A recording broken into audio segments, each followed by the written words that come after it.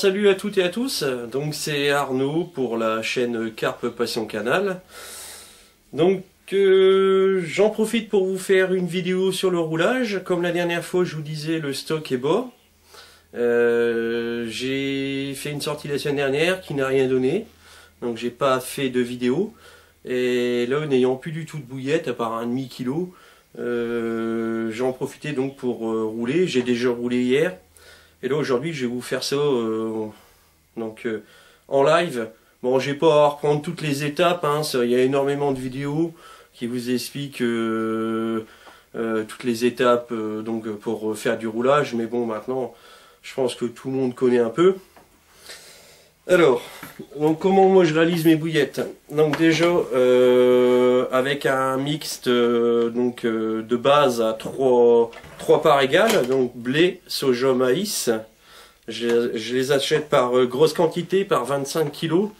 Donc je stocke ça dans des poubelles en PVC, vous voyez, des poubelles de rue avec un couvercle, donc bien hermétique. Donc je prépare mon mixte à 3 parts égales dans un seau. Une fois qu'il est préparé, j'en prends 1 kg à la balance. Donc je mets 1 kg pile. Dans ces 1 kg là, je vais venir y rajouter donc 15% de graines à canaries broyées. Donc ça fait 150 grammes pour 1 kg.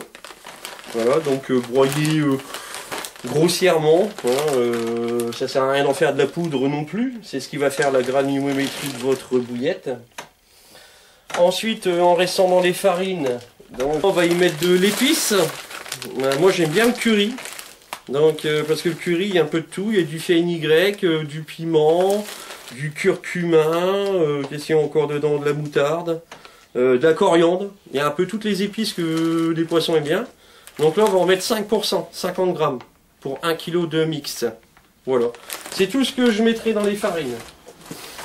Après, on va passer donc au liquide. Je m'excuse, au liquide. Donc, mon mix est fait. Donc, celui-là, je vais le poser par terre. Donc, ensuite, je vais essayer de le rapprocher pour qu'on voie un peu plus.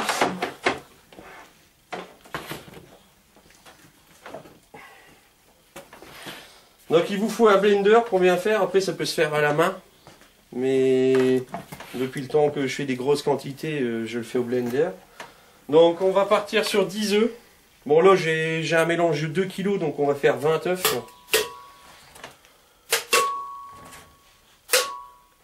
Donc moi je laisse les coquilles, je m'embête pas. Avant je les laissais pas, mais bon, depuis que je suis passé au blender, je laisse les coquilles. On n'ayez pas peur de tasser ça. Bon, il y a différentes tailles et celui-là il est vraiment tout juste pour 20 œufs. Alors si vous en achetez un, je vous conseille d'en prendre à quelques euros plus cher un plus grand. Donc voilà, j'ai mis mes 20 œufs. Donc j'ai bien attention, là on n'est pas sur 1 kg, on est sur 2 kg. Je roule par 20 œufs. Mais je ne mettrai pas mes 2 kg de mix, vous verrez que j'ai utilisé à peu près pour 20 œufs 1,7 kg, 1,6 kg. Hein, c'est le kilo de mix pour 10 œufs, c'est faux ça. Donc voilà, j'ai mis mes 20 œufs. Dans ces 20 œufs là, on va commencer donc ce que je disais tout à l'heure, les lipides. Donc moi je prends la cuillère à soupe. Donc je mets 1,5 cuillère pour 10 œufs. Donc là on en a 20. Je vais en mettre 3. Hop. Voilà, donc on a mis l'huile. Vous pouvez mettre, moi je mets de l'huile d'arachide. Après bon, il y a des gens comme Eric qui mettent de l'huile de maïs. Bon, je suis tout le temps resté à ce type d'huile là. Donc j'ai mis mon huile. Ensuite j'aime bien saler mes bouillettes. Rien que pour la conservation, même si je les mets au congélateur. Alors pareil, je mets 1,5 cuillère à soupe de sel par 10 œufs. Donc là j'en mets 3. 1, 2, après vous n'êtes pas au gramme près. Hein.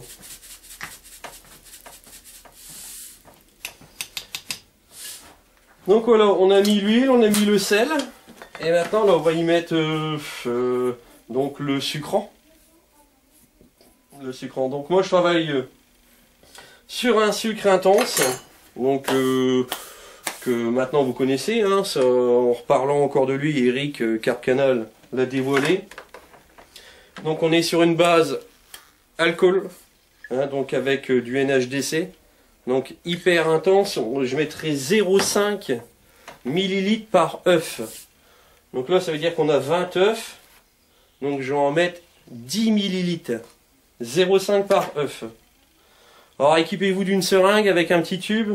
Et moi, pour justement au niveau des produits, ça, donc j'ai le sucre intense, je vais avoir mon arôme, que je mets en plus des épices, et du rhum brun. Donc je mets dans des petits gobelets en plastique, hein, pour éviter de mélanger à chaque fois avec la même seringue dans les récipients. Donc on a dit 0,5 par œuf, j'en ai 20, donc 10 ml. On va savoir qu'on est tout le temps un petit peu plus, et la petite quantité qu'il y a dans le tuyau, on va dire on est peut-être à, allez, j'ai déjà fait le calcul, on doit être à 11,5. Hein. Ah bon, c'est pas grave. Donc voilà pour le sucre intense. Ensuite, je vais y rajouter donc le rhum. Donc là on est à 10 ml, 1 ml par œuf. 10 ml par 10 œufs. Donc là on a 20 œufs, je vais en mettre 20.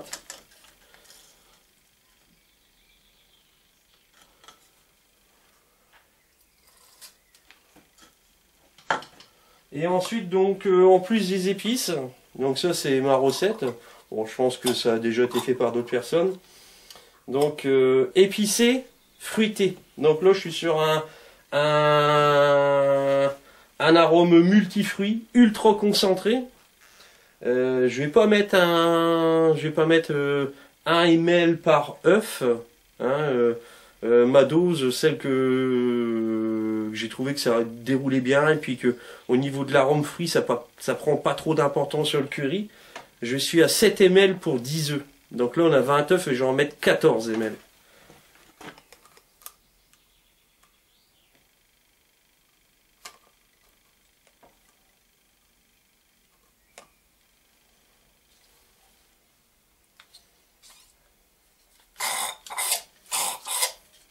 Donc voilà.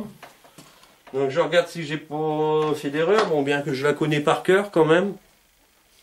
Donc j'ai bien répété, on est sur 20 œufs. Donc 20 œufs, 3 cuillères à soupe d'huile, 3 cuillères à soupe de sel, 0,5 ml par œuf, donc on est donc à 10 ml de sucre intense pour 20 œufs. On est à 1 ml de rhum par œuf, donc pour 20 œufs, 20 ml. Et ensuite mon arôme concentré, donc là je suis à 7 ml pour 10 œufs. Donc 0,7 par œuf. Donc là je suis à 14 ml pour 20 œufs. Voilà. Donc on n'a rien oublié. Notre base liquide est terminée. Il ne nous reste plus qu'à faire l'émulsion. Donc c'est parti.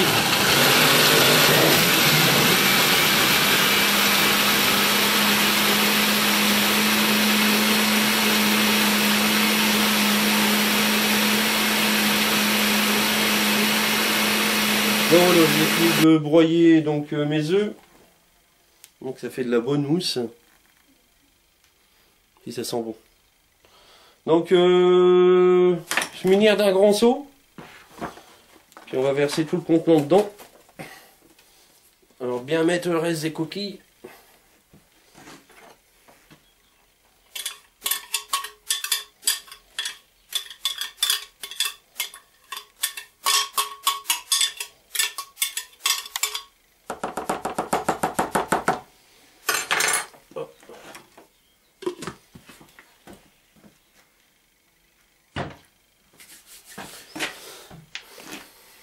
Une fourchette, bon, quand je suis vraiment amené à faire de très très grosses quantités, donc ça veut dire plus de 120 œufs hein, sur l'après-midi, j'ai une marmite en inox et je m'équipe d'un mélangeur pour les gens du bâtiment qui font du plâtre, du MAP. Donc j'ai trouvé un gros mélangeur brique au dépôt, je crois, en inox assez large, et je le mets sur mon perfo en vitesse lente. Ça sert à rien d'aller trop vite, c'est pas bon si on échauffe les farines. Mais bon, là pour 20 œufs à la main, ça ira aussi vite, ça évitera de nettoyer le matériel. Bon, alors j'ai mon mix, donc je commence à l'incorporer tout doucement. Bon, tout doucement, la première partie, j'y mets à peu près un tiers de mon mélange. Et là, j'ai bien mélangé pour que ça s'imprègne bien partout, puis on ira tout doucement en incorporant et on finira avec les mains.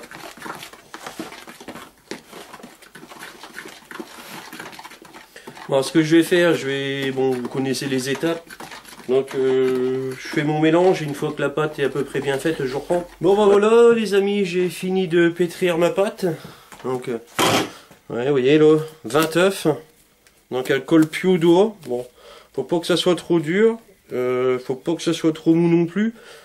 Car j'ai remarqué qu'à la cuisson vapeur, quand on est sur une pâte qui est trop molle, je vous expliquerai après, c'est moi des billes de 24. Des billes de 24, cuisson vapeur, la bonne cuisson pour que mes billes soient dures, c'est 25 minutes. Et en faisant des pâtes trop molles, j'ai déjà eu le tour que mes billes n'étaient pas assez cuites. Alors pour des pêches rapides, c'est bien, mais après quand c'est pour des pêches de minimum 12 heures, voire 24 heures dans l'eau, une bille qui tient pas, c'est pas top. Donc là, vous voyez, elle est molle, on arrive encore à la travailler. Et pour être sûr que tout s'imprègne bien, je vais la mettre dans un sac plastique, le temps de préparer ma table et mon pistolet. Voilà. Allez, je vous reprends après. Bon bah voilà, ça fait à peu près 5 bonnes minutes, hein, temps de préparer le pistolet, mettre le compresseur en charge. Donc la pâte a eu le temps de se reposer. J'aime bien la mettre dans un sac plastique comme ça elle dessèche pas et puis ça a le temps vraiment de s'imprégner, toutes les farines s'imprègnent bien. Donc hop, on va diviser notre pâte.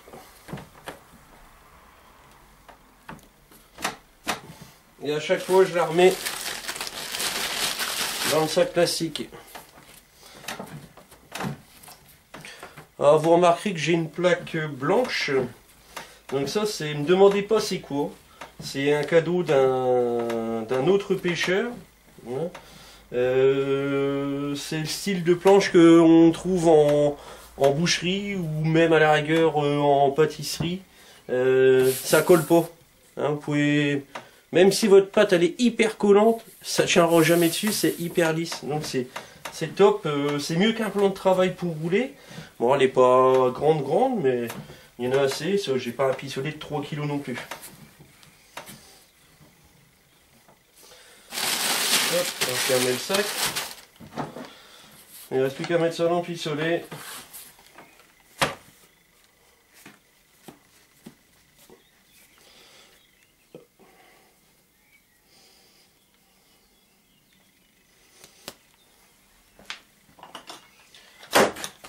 Donc bille de 24. Allez, c'est parti. Bon, en espérant que la pâte soit pas trop dure, mais apparemment ça devrait le faire, que le pistolet n'ait pas trop de mal. Si on ouvre le compresseur, ça ira mieux.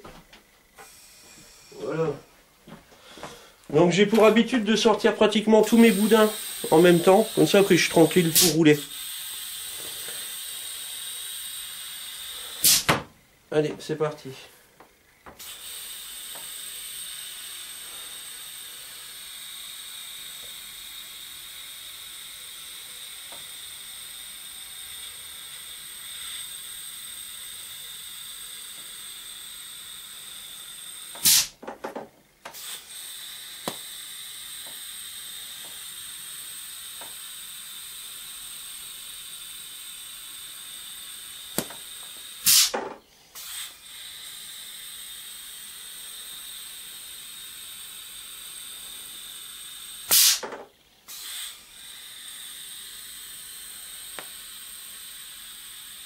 Ça va, la pâte sort bien. C'est pas, elle est juste comme il faut là.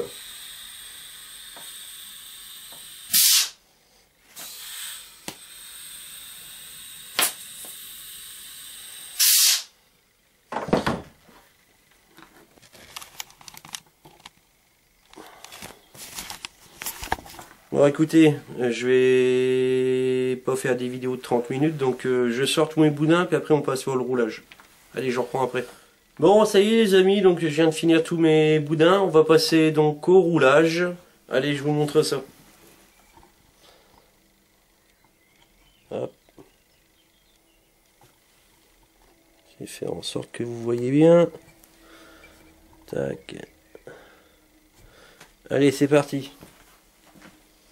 Donc, pour la cuisson, je vous disais vapeur. Hein, j'ai récupéré ça à la déchetterie. C'est des paniers cuisson vapeur pour les légumes, le couscous. Donc, j'en ai récupéré 2 dans une grosse marmite inox avec un couvert que je vous montrerai après. J'arrive à faire donc 20 œufs au cou. Ça fait donc 2 kilos crus. Plus ces œufs, on est pratiquement, je pense, un peu plus de 3 kilos. Ouais, 3 kilos de bouillette, ouais. C'est parti.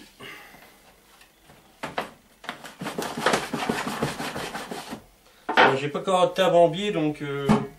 mais bon, ça va vite quand même.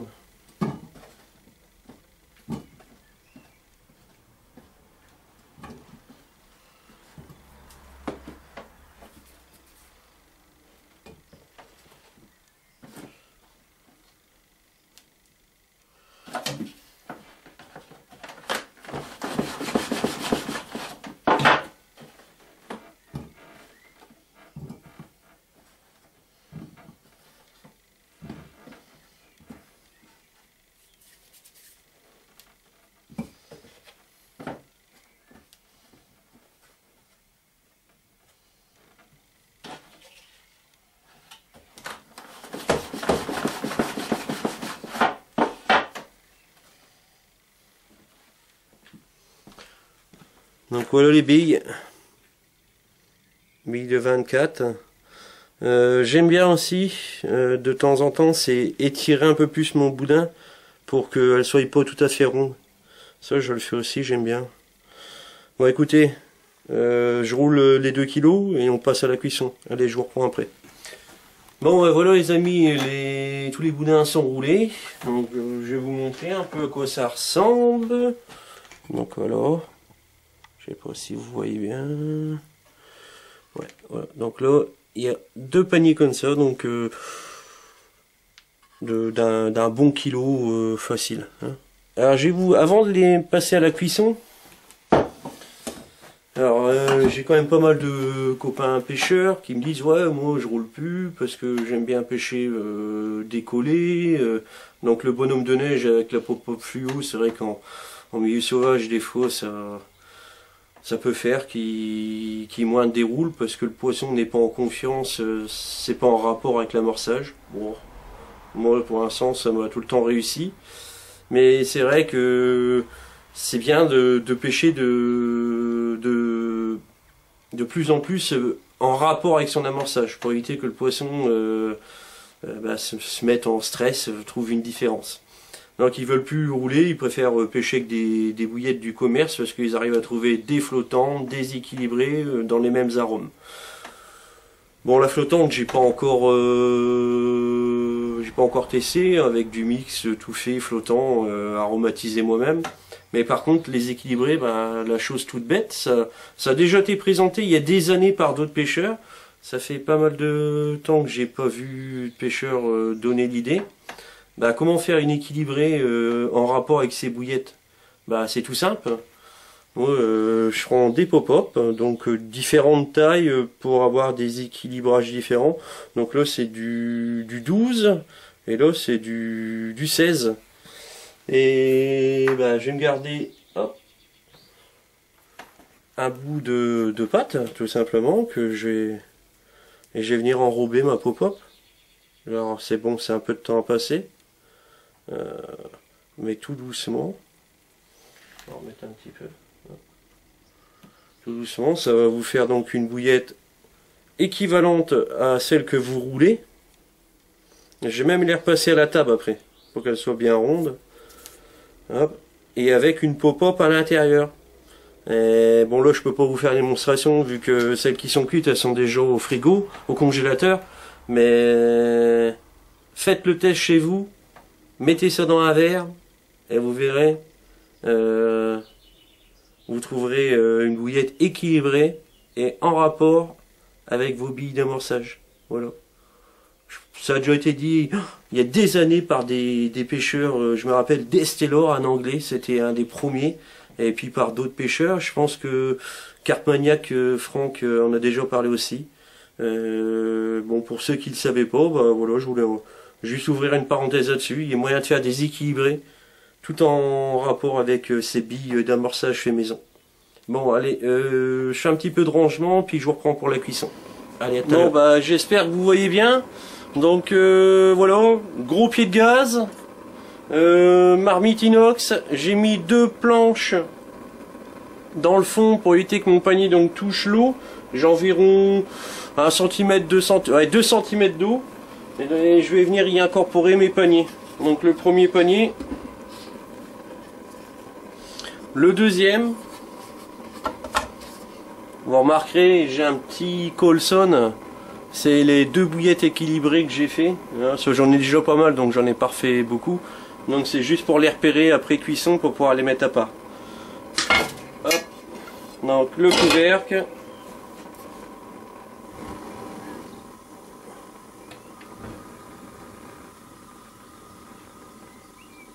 Hop. On va accélérer tout ça. Et pour contrôler la température, tout simplement, j'ai un thermomètre. Vous voyez les appareils qui font les testeurs de courant. Bon, celui-là il fait thermomètre en même temps. Je m'en sers aussi au canal pour prendre la température de l'eau.